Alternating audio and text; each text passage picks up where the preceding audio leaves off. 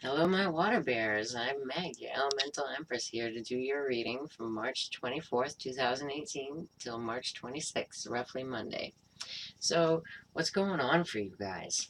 Okay, so my Aquarians, this is going on in your 12th house, which is of the mind. It's behind the scenes. It's anything that you do behind closed doors, even locked doors, because it has to do with prisons and hospitals and things like that. So, and then your third house, so communication, speaking, writing, teaching, um, and learning. Learning new skills. It's a Gemini house. So there's some harsh aspects that have gone on, and I like to go back to Friday because we had Venus square Pluto. Venus in your fourth house square your Pluto in your 12th house. Now, Pluto in the 12th house can be kind of hard. You know what I mean?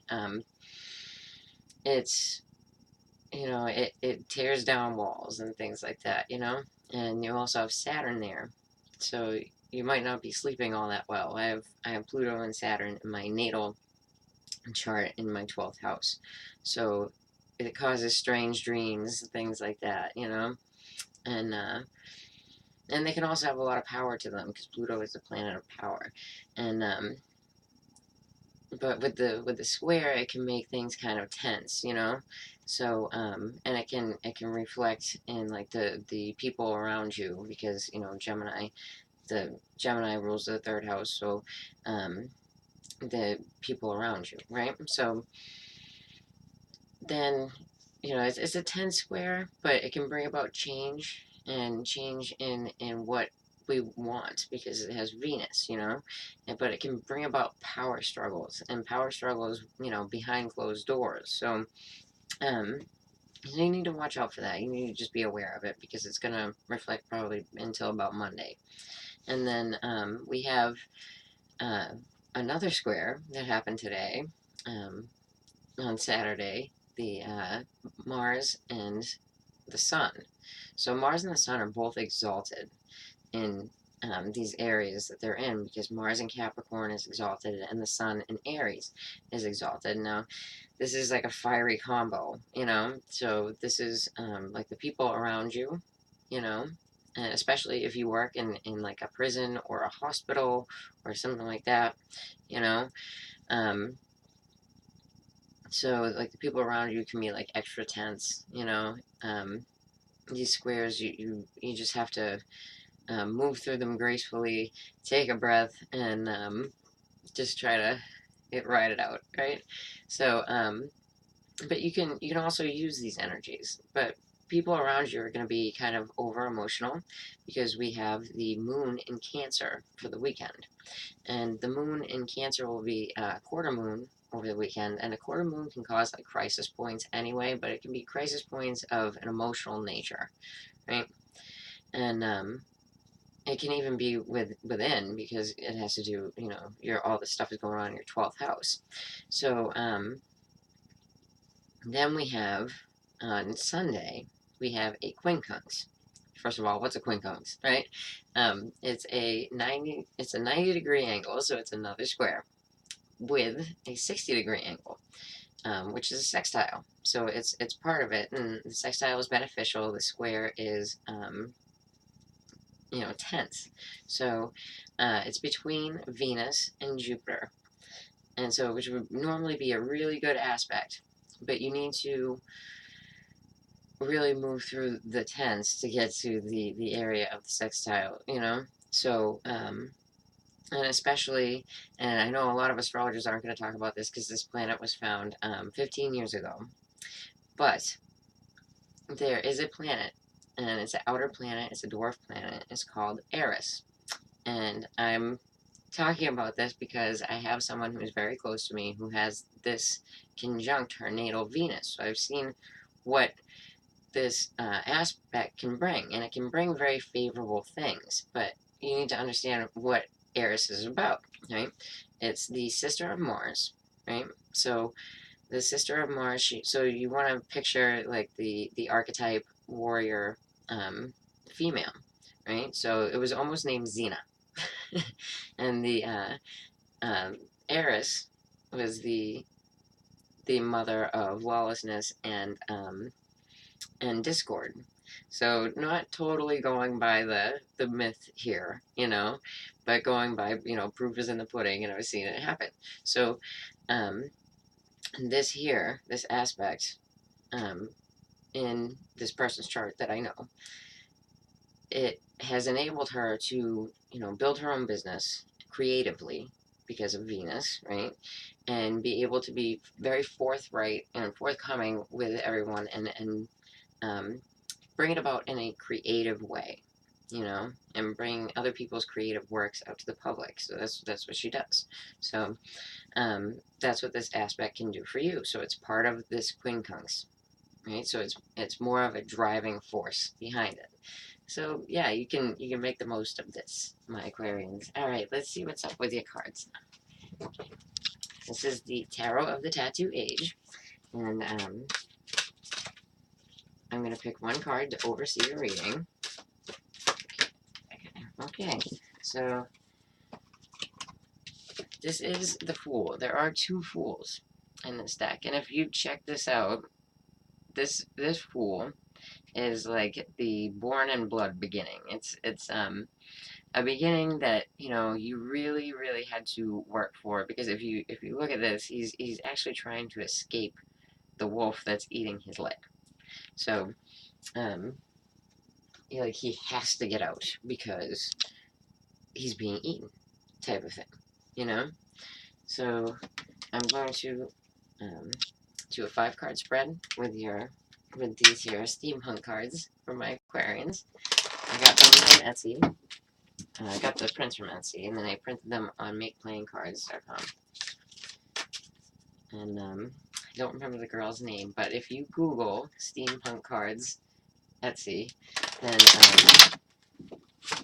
they will pop up, and they're really cool. Einstein is the Hierophant. Very cool. One more time. I mean, these are harsh aspects, and you might be having some sleeplessness, but you can move through it. I'm confident in my fixed signs. I think that they'll do well. Cardinal signs. If you have Cancer, Capricorn, Libra, or Aries in your chart, you might have a little bit harder. I mean, Aries probably is going to do the best out of the cardinal signs. Right? Okay. One more time. Alright, feel good. Okay, so you have the Wheel of Fortune in the reverse, right? So check it out in the upright. Very cool. This is like, the Wheel of Fortune is just like, you waited a long time for a completion of something. You're not sure where it's going to spin.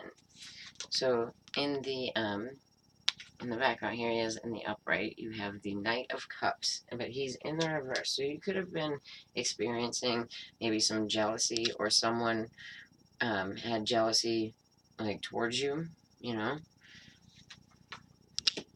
Alright, so in the recent past, you're the 5 of Cups. So this is like an emotional, cathartic moment. Like you had to let go of something. Okay. And then crowning your reading, you have the World. So that's really beautiful. So you do get this completion, it looks like, that you're waiting for. And then in the end result, you have the 3 of Swords in the reverse. So it's coming out of, emotional pain, mental pain, And on the bottom here, you have the 2 of Swords in reverse. Let's see. It's like she's underwater. I think that's really cool. Alright, so I'm going to leave her out. And I'm going to go to the Rota Tarot. And we'll go a little bit more into this, but this looks pretty good, my Aquarians. Right? So you're coming to a completion. I knew it was like a cathartic thing, even before the 3 of Swords in the reverse came out, Because the 5 of Cups, and usually I don't say that for the 5 of Cups, but there's definitely some type of release that you're looking for,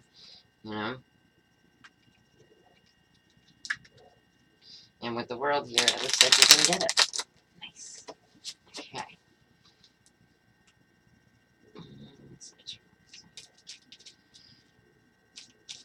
Okay, this Wheel of Fortune.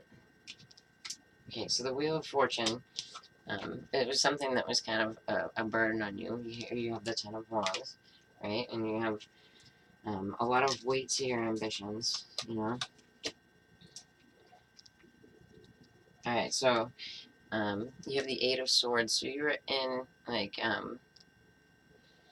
mental type of prison, you know? Because of either jealousy or, you know, an offer of love not taken, you know? And it doesn't have to be jealousy on your part, it could be jealousy on somebody else's.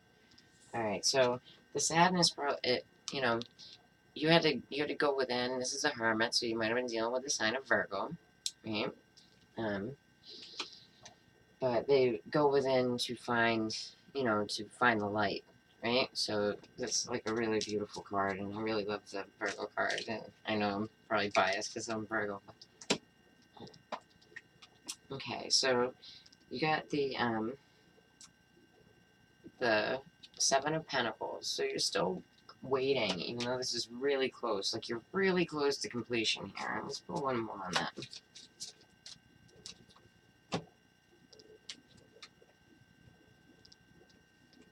Okay. So you're really close to cutting through the fog, cutting through, you have two sevens here too. Two sevens together, so it's divine timing. So you've been waiting and waiting and waiting for something to come through. Okay. This Three of Swords in the reverse. Let's check it out. Alright, so it's something that you didn't think that you could move forward from, and that you really felt that you needed a lot of protection. Let's pull another one. Okay, so it could have to do with a fire sign female, right? Or it can just be a female that you think is really beautiful, you know? But if it's fire sign, it's Aries, Leo, Sagittarius.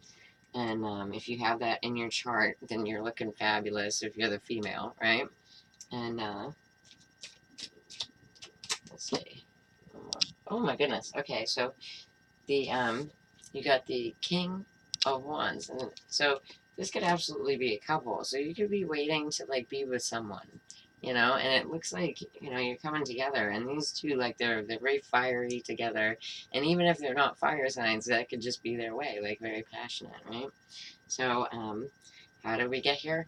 We get the Queen of Swords in reverse. So that at one point, my Aquarians, if you are the female, you could have been really, you know, in an agitated state about what was going on here. And I don't blame you, because you're coming out of the Three of Swords, but you're coming out of it. So there's healing there. There's some good healing there, and it looks like there is a couple at the end of the rainbow. Alright, so take care, my Aquarians. I will see you soon, and I hope that you took some good knowledge away from this video, and I hope that you liked it. So please like and share and subscribe. And if you'd like to get a reading of me, then check in the about below. Alright, take care.